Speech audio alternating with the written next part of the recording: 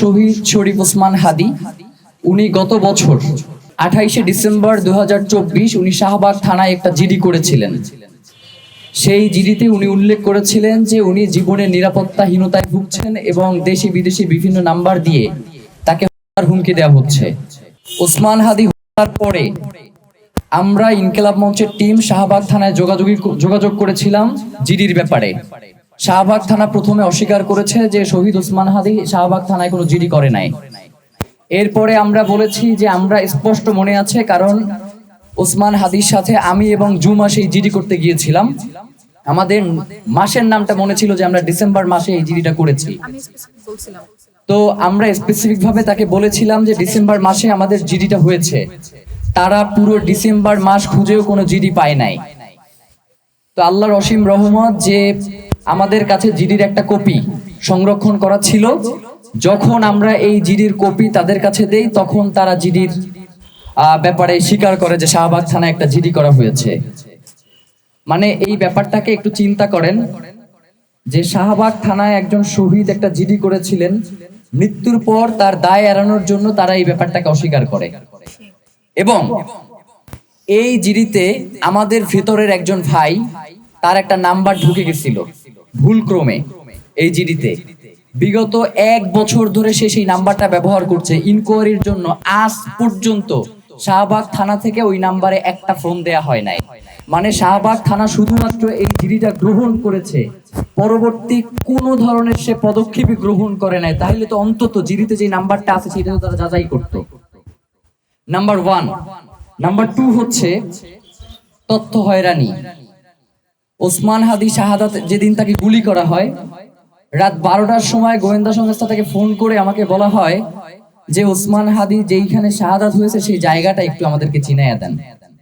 আবার বলতেছে ওই রাস্তার সিসিটিভি ফুটেজটা কি আমাদেরকে দিতে পারবেন? ঘটনাগুলো একটু খেয়াল করবেন।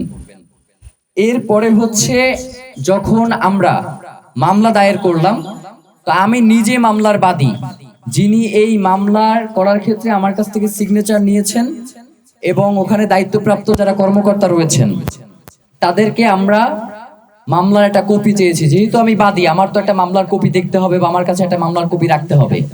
আজ পর্যন্ত থানা থেকে আমাদেরকে একটা মামলার কপি সরবরাহ করা হয় নাই। এবং এটার পুরো মেসেজ আমাদের কাছে আছে যে শাহবাগ থানা থেকে আমাদের কাছে এইটার কোনো মামলার কোনো কপি, শাহবাগ না মতিঝিল থানা থেকে পরবর্তীতে পল্টনে এটা স্থানান্তরিত হয়েছে। যখন যারা আসছিলেন তারা মূলত মতিঝিল ছিলেন, আমরা তাদের কাছে চাইছিলাম, কিন্তু তারা আমাদেরকে কোনো মামলার কপি সরবরাহ করে নাই। এটা গেল। এরপরে হচ্ছে আসামির অবস্থান নিয়ে যে অস্পষ্টতা। একদিন বলছে আসামি ভারতে পালিয়ে গেছে, আর একদিন বলছে ঢাকায় অবস্থান করছে, আর একদিন বলছে ডিবি সংবাদ সম্মেলনে করে বলছে যে মেঘালয়ে আসামি অবস্থান করছে। আবার মেঘালয় পুলিশ সংবাদ সম্মেলন করে বলছে যে আমরা এখানে এমন কাউকে গ্রেফতার করি নাই। এরপরে চার্জশিট নিয়ে তালবাহানা। আদালতে আমরা যখন 12 তারিখে গেলাম চার্জশিটের জন্য, আদালতে 12 তারিখ চার্জশিট দাখিল করবার কথা। এর আগে আপনারা জানেন যে শাহবাগে ডিএমপি কমিশনার এবং পরিবেশ উপদেষ্টা সৈয়দা রেজওয়ানা তারা এসেছিলেন এবং তারা বলেছেন 7 তারিখের মধ্যে যারা চার্জশিট দাখিল করবেন।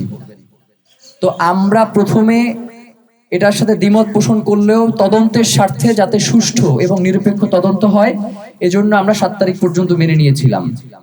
তারা চার্জশিট যে 6 তারিখে দাখিল করবে আমাদের সাথে কোনো ধরনের আলাপ আলোচনা না করে তারা 6 তারিখে চার্জশিটটা সংবাদ সম্মেলন করে পুলিশের পক্ষ থেকে চার্জশিট দাখিল করা হয়। এবং পরবর্তীতে যখন চার্জশিটের যেই শুনানির দিন ধার্য করা হয় 12 তারিখে, আমরা আদালতে গেলে আদালত বলে হচ্ছে আমাদের কাছে চার্জশিট এসে পৌঁছায় নাই। আবার ডিবি অফিস থেকে বলে যে আমরা চার্জশিট পাঠাইছি। রাত 10টা 45-এ আমরা সেই আদালত থেকে চার্জশিট নিয়ে এরপরে বাসায় যাই 7 তারিখে। তো এই যে ঘটনাগুলো আপনারা একদম শুরু থেকে এখন পর্যন্ত প্রত্যেকটা পদে পদে আমাদেরকে অসহযোগিতা করা হচ্ছে। রাষ্ট্রের কোন ধরনের আন্তরিকতা, কোন ধরনের সদিচ্ছার প্রতিফলন আমরা শহীদ ওসমান হাদির হত্যার ব্যাপারে দেখছি না। এখন রাষ্ট্র কর্তৃক তদন্তের মাধ্যমে যে তদন্ত প্রতিবেদন দাখিল করা হয়েছে সেটা সম্পর্কে আপনাদেরকে একটু জানাতে চাই। প্রথমত, এই যে মামলাটা সেখানে যে তদন্ত করা হয়েছে একদম পুরোটাই অস্পষ্ট ভরপুর, এবং যাদেরকে আসামি করা হয়েছে মূল কোনো আসামি ধরাছোঁয়ার বাইরে। এবং তদন্ত প্রতিবেদনে যারা এই হত্যার পরিকল্পনা করেছে তাদের সম্পর্কে কোনো ধরনের তথ্য এই চার্জশিটে উল্লেখ করা হয় নাই। তারা উল্লেখ করেছে যে শহীদ ওসমান হাদি মাঝে মধ্যে আওয়ামী লীগের বিপক্ষে বক্তব্য দিত, তারা ক্ষিপ্ত হয়ে শহীদ ওসমান হাদিকে গুলি করেছে। আমরা তাদের কাছে জানতে চাই যে শহীদ ওসমান হাদিকে যদি ক্ষিপ্ত হয়েই গুলি করা যায় বা গুলি করতে হয়, তাহলে এতদিন সময় নেওয়ার তো দরকার নাই, শত কোটি টাকারও তো দরকার নাই। এরপরে হচ্ছে 2 মাস কালচারাল সেন্টার এবং বিভিন্ন জায়গায় তাকে পর্যবেক্ষণের মধ্যে রাখারও দরকার নাই। এই পুরোটা একটা খুনি চক্র করেছে, যেটা এই চার্জশিটে সম্পূর্ণভাবে এড়িয়ে যাওয়া হয়েছে।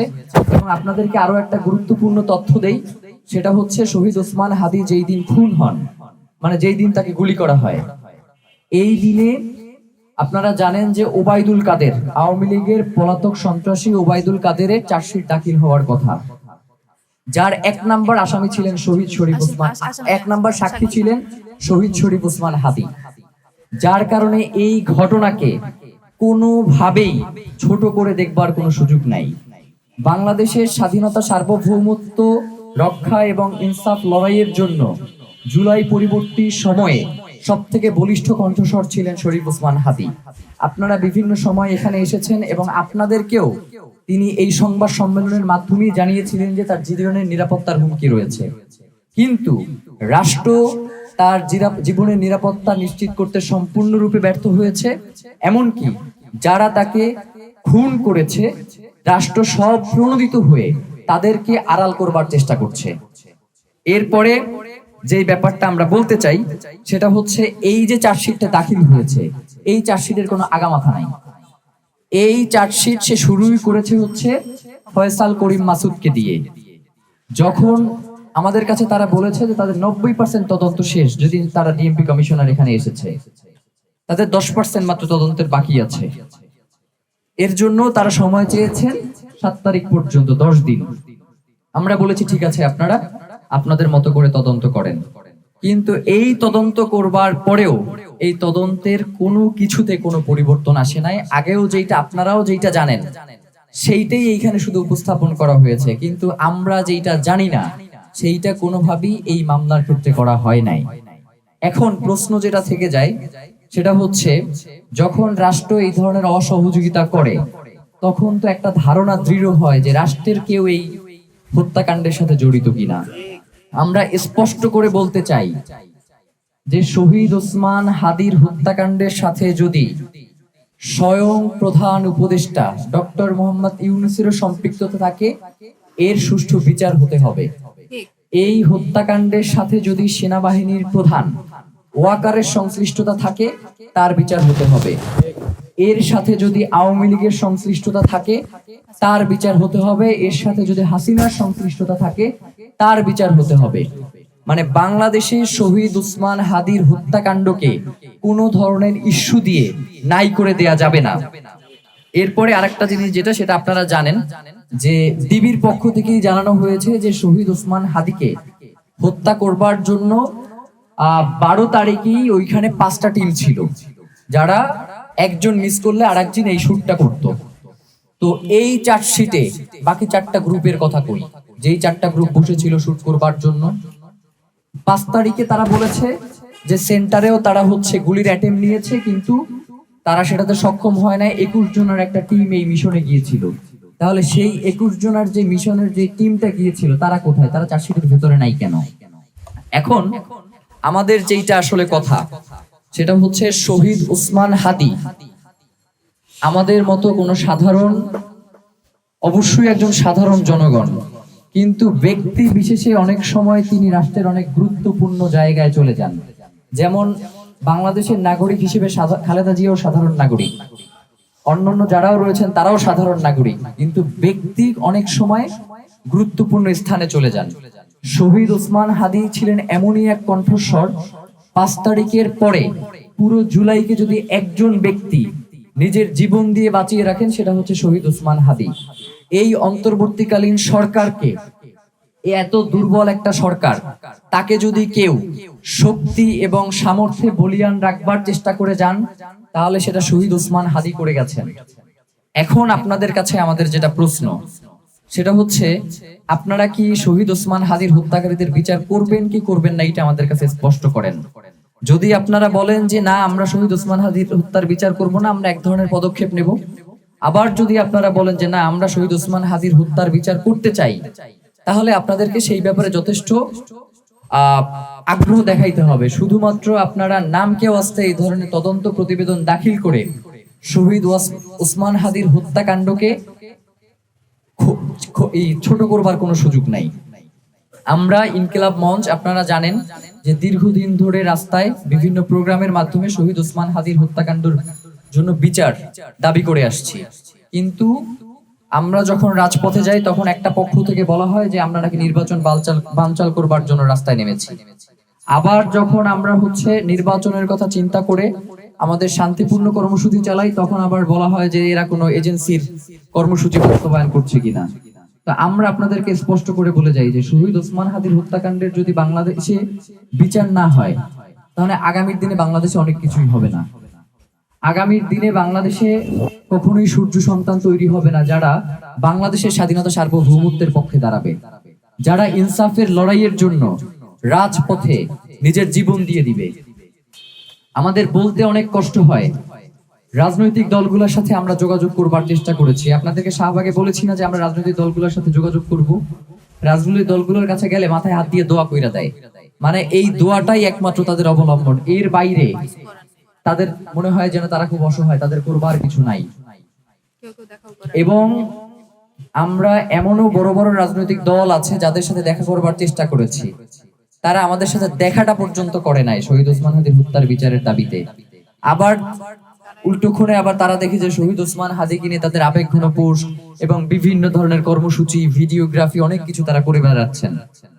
এই যে দ্বিচারিতা, এইটাকে আমরা ঘৃণা ভরে প্রত্যাখ্যান করলাম। এবং শহীদ ওসমান হাদীর পরিবার এবং ইনকিলাব মঞ্চ, তারা শহীদ ওসমান হাদীর হত্যার বিচার নিশ্চিত না হওয়া পর্যন্ত তারা এই রাজপথ ছেড়ে যাবে না। এটা আপনাদের মাধ্যমে আমরা পুরো বাংলাদেশকে নিশ্চিত করলাম। এখন কথা হচ্ছে আরেকটা জিনিস, মামলার যেটা স্পষ্ট করা জরুরি, কারণ মামলার বিষয়গুলো স্পষ্ট না হলে বিভ্রান্তি তৈরি হয়। তারা এখানে কবির যে আছেন, মামলার একজন আসামি, যিনি খুনির সাথে সরাসরি সেন্টারে গিয়েছেন, 5 তারিখে দুদকের সামনে গিয়েছেন, কিন্তু তাকে শুধুমাত্র খুনের অংশ হিসেবে এই মামলায় দেখানো হয়েছে, তাকে প্ল্যানের কোনো অংশ হিসেবে এই মামলায় তাকে পোট্রে করা হয় নাই। আবার এই যে ফিলিপ, যার কথা বলা হচ্ছে যে তাকে পালাতে সহযোগিতা করেছে, ফিলিপের তো 2 জন সহযোগী থেকে আপনারা জানেন যে গ্রেফতার করেছে। তাহলে এই 2 জন সহযোগীর মাধ্যমে এখন পর্যন্ত কেন নিশ্চিত হওয়া গেল না যে শহীদ ওসমান হাদীর হত্যাকারীর আসলে কোথায় রয়েছে? সর্ষের মধ্যেই যদি ভূত থাকে, তাহলে তো আসলে বলবার কিছু থাকে না। ঘরের লোকে, ওই যে বলে না যে ঘরের ইন্দুরে যদি বান কাটে, তাইলে সেই বান কিভাবে আমি রক্ষা করব? কথা ওই একটাই, সেটা হচ্ছে আমরা স্পষ্ট করে বলতে চাই, শহীদ ওসমান হাদীর সাথে যদি রাষ্ট্র জড়িত থাকে, তার বিচার এই বাংলাদেশে হইতে হবে, এবং এইটা আমরা করে ছাড়বো আমাদের জীবন থাকা পর্যন্ত। শহীদ ওসমান হাদীর হত্যাকাণ্ডের সাথে যদি গোয়েন্দা সংস্থার কোনো সূত্রপাত থেকে থাকে, এর বিচার হইতে হবে। কারণ আপনারা জানেন যে শহীদ ওসমান হাদী এই গুম কমিশন এবং পিলখানা কমিশনের ব্যাপারে তিনি প্রচন্ড একজন শক্তিশালী ভূমিকা পালন করেছেন, এটার যাতে এই কমিশনের রিপোর্টটা প্রকাশিত হয়, এবং হয়তো আগামী 2-1 দিনের মধ্যেই গুম কমিশন, পিলখানা কমিশনে শহীদ ওসমান হাদী এবং গুম কমিশনে শহীদ ওসমান হাদী কিভাবে তাদেরকে সহযোগিতা করেছে, এটা নিয়েও তারা একটা তাদের পক্ষ থেকেও বিবৃতি দিবে। তো এই যে একজন মানুষ পুরো বাংলাদেশের স্বাধীনতা, সার্বভৌমত্ব এবং ইনসাফ রক্ষার জন্য তার জীবনটা বিলিয়ে দিয়ে গেছেন, তিনি তো আমাদের কাছে শুধু একটা দাবি করে গিয়েছেন যে আমাকে ভাইয়েরা যদি মেরেও ফেলা হয়, আপনারা দয়া করে এর বিচারটা কইরেন না। তো আমাদেরকে যে এইভাবে অসহায় করে রাখা হচ্ছে, প্রত্যেকটা জায়গায় আমাদেরকে কোনো কথাই শোনা হচ্ছে না, এবং জাস্ট একটা আশ্বাসের বাণীর বাইরে রাষ্ট্রের কোনো পদক্ষেপ আমরা দেখছি না। একটা কথা বলি যে যেই ইসি শহীদ ওসমান হাদীকে বিচ্ছিন্ন ঘটনা হিসেবে উল্লেখ করে, সেই ইসির অধীনে রাজনৈতিক দলগুলো নির্বাচনে যেতে পারে, কিন্তু বাংলাদেশের নাগরিক হিসেবে এই ইসিকে অপসারণ যদি না করা হয়, একজন নাগরিকের জায়গা থেকে হয়তো আমরা এই ইলেকশনের বিরুদ্ধে, মানে এই ইসির বিরুদ্ধে আমরা দাঁড়াবো, ইলেকশনের বিরুদ্ধে না, এই ইসির বিরুদ্ধে আমরা রাজপথে আমাদের অবস্থান গ্রহণ করবো ইনশাআল্লাহ। আরেকটা জিনিস সেটা হচ্ছে, ইদানিং আপনারা সোশ্যাল মিডিয়াতে অনেকভাবেই লক্ষ্য করছেন যে আমি একটু এগুলো আপনাদেরকে দেখাতেও চাই, যে আমরা পোস্ট দেই একভাবে, আপনারা পোস্টে করবার চেষ্টা করেন একভাবে। ভাই, শহীদ ওসমান হাদি একটা কথা বলে গেছেন যে আপনি অনেক যোগ্যতা সম্পন্ন, কিন্তু আপনার ভিতরে নৈতিকতা নাই, এইটার কোনো মূল্য নাই। সাংবাদিক ভাইয়েরা যারা আছেন, এই শহীদ ওসমান হাদির বার্তা তো আপনাদের মাধ্যমেই আজকে পুরো বাংলাদেশের জনগণের কাছে পৌঁছাইছে না? আপনারা পৌঁছে দিচ্ছেন না? সেই আপনারা যদি সামান্য ভিউয়ের আশায়, সামান্য টিআরপির জন্য আপনারা যদি এই ধরনের ফটো কার্ড বানান বা এই ধরনের মিসলিডিং ভিডিওগুলো মানুষের কাছে পৌঁছান, তাহলে বলেন আমরা আসলে কোন নতুন বাংলাদেশের স্বপ্ন দেখে সামনে আগাবো? আপনারা কি লিখলেন গতকালকে? আমাদের শহীদ ওসমান হাদির ওয়াইফ, তিনি একটা দীর্ঘ পোস্ট দিলেন। আপনারা একটা ফটো কার্ড বানালেন, সেখানে লিখলেন যে ইনকিলাব মঞ্চ কি শহীদ ওসমান হাদির বিচার চায় না? শহীদ ওসমান হাদির বিচার কি আদৌ হবে না? এটার ব্যাখ্যাও তো তিনি নিচে একটা দিয়েছেন। অনেক পত্রিকা, অন্যান্য পত্রিকা ফটো কার্ডের নিচে হচ্ছে ব্যাখ্যাটা দেয়, কিছু কিছু পত্রিকা এই ব্যাখ্যাটা পর্যন্ত দেওয়ার প্রয়োজন মনে করেন নাই। মানে ওসমান হাদি তো হত্যা হয়েছেই, এখন আপনারাও কি চেষ্টা করতেছেন কিনা ইনকিলাব মঞ্চে আমরা যারা এই আন্দোলনটা টিকিয়ে রাখবার চেষ্টা করছি, আমাদেরকেও যাতে হত্যা করা হয়, আমাদেরকেও যাতে এর সাথে সম্পৃক্ত করা হয়, আপনারা কি এই ধরনের পরিকল্পনা করছেন কিনা আমাদেরকে সেটা দয়া করে পরিষ্কার জানাবেন। আর আরেকটা কথা আপনাদের মাধ্যমে জানাই, আমরা বিভিন্ন ভাবে খেয়াল করেছি যে ইনকিলাব মঞ্চের নাম নিয়ে বিভিন্ন ধরনের প্রোপাগান্ডা ছড়ানো হচ্ছে। আমরা সেদিনকে শাহবাগে দেখেছি, জুলাই মিনারের পাদদেশে বসে তারা বলছে যে তারা প্রথম আলো পত্রিকার যে কার্যালয় সেটা ভেঙে দিয়ে তারা সেখানে আমার দেশ করবে, এবং তাদের এই জন্য 100 কোটি টাকা দরকার, এটা জনগণের কাছে চাইতেছে। এবং সে বলতেছে ইনকিলাব মঞ্চের কর্মী। ভাই, আমরা এই যেখানে যারা বসে আছে, আপনাদের সামনে তো 1.5 বছর ধরে কন্টিনিউয়াসলি বসতেছি, তো আপনি কেন তাদেরকে এই প্রশ্নটা করেন না যে ভাই আমরা তো কোনোদিন আপনাকে ইনকিলাব মঞ্চের কোনো প্রোগ্রামে দেখিনি, তাহলে আপনি কোথা থেকে আসলেন, আমরা একটু জানতে চাই। এই ব্যাপারগুলো আপনারা যখন এই প্রশ্নগুলো করা শিখবেন, তখনই বাংলাদেশে নতুন যে স্বাধীনতার স্বপ্ন, নতুন যে আজাদির স্বপ্ন, আমরা জুলাইয়ের যেই স্বপ্ন, সেটার দিকে আমরা এগিয়ে যেতে পারবো। নয়তো আমরা সবাই মিলে একসাথে আমাদের এই আজাদি, আমাদের এই লড়াইয়ে আমরা ক্ষতিগ্রস্ত হব। প্রিয় ভাইয়েরা, এখন যদি আমরা শহীদ ওসমান হাদির এই হত্যাকাণ্ডের বিচার করতে সক্ষম না হই, তাহলে আগামীর বাংলাদেশে এমন দিন আসতে পারে যেই দিন বাংলাদেশে এর থেকেও বড় ফেসিবাদ কায়েম হবে।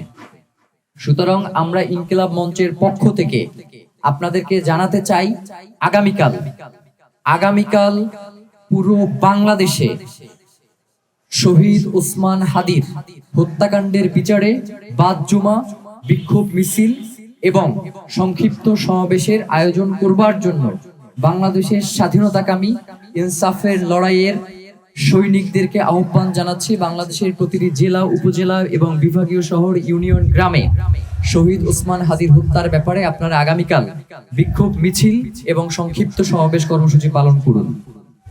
আর একটা কথা বলতে চাই যে আমাদের আদালতে আমরা যে নারাজিটা দিয়েছিলাম, আদালত সেটাকে মঞ্জুর করেছেন এবং পুনঃ তদন্তের জন্য আদেশ দিয়েছেন। আমাদেরকে জিজ্ঞেস করা হয়েছিল যে আপনারা এই তদন্তের ভার, আপনাদের কোনো পছন্দের এজেন্সি আছে কিনা। আমরা রাষ্ট্রকে স্পষ্ট বলে দিয়েছি যে এইটা মানে মেয়ে দেখার কাজ না, যে আমার পছন্দ হইল কি পছন্দ হইল না। শহীদ ওসমান হাদির হত্যাকারীদের বিচার নিশ্চিত করা রাষ্ট্রের দায়িত্ব।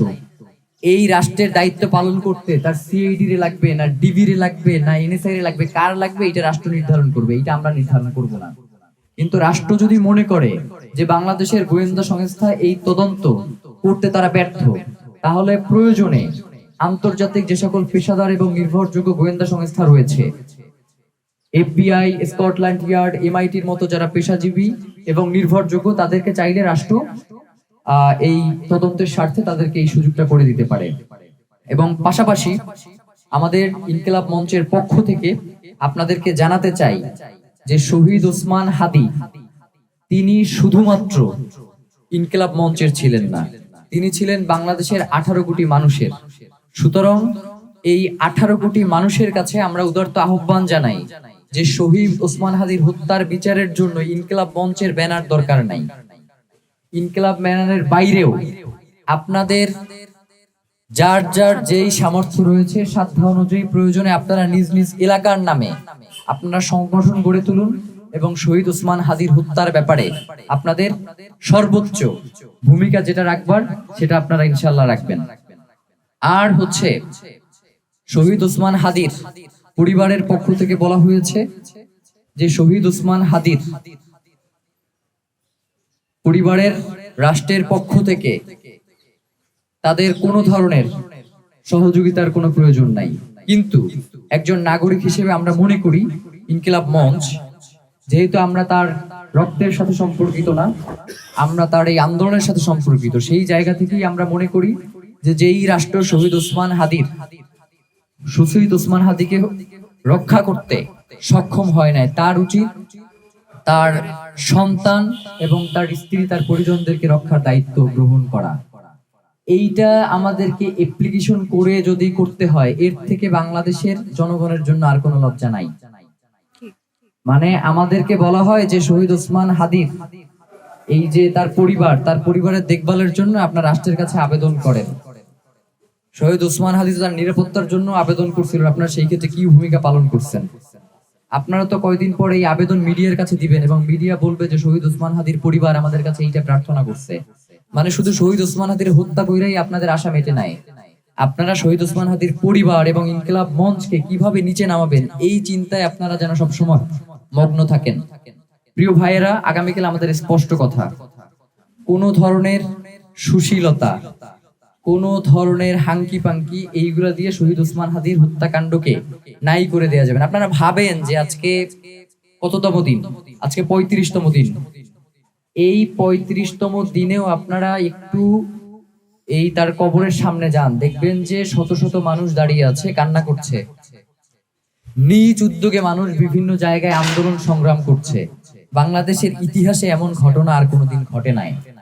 রাজনৈতিক দলগুলোকে বলি, নির্বাচন তো করবেন, ক্ষমতায় তো যাবেন, জনগণরে নিয়ে যান, জনগণরে ছাইরা যাইয়েন না। যদি ভারত হইয়া ক্ষমতায় যান তাহলে ভারতের কাছেই আবার ফিরে যাইতে হবে, বাংলাদেশের জনগণের কাছে আর কোনোদিন ফিরতে পারবেন না। কথাগুলো খুব স্বাভাবিকভাবে নিয়েন না, জনগণের ক্ষোভ বুঝবার চেষ্টা করেন। একজন জনগণের ক্ষোভ বুঝে নাই, দিল্লিতে গিয়ে বসে আছে, দিল্লিও নিবে না। দিল্লির এত জায়গা নাই যে এইখানে বসে আকামকুলম যারা করবেন সবাই নিয়ে ওই দেশে বসে খাওয়াই পরে পালবে।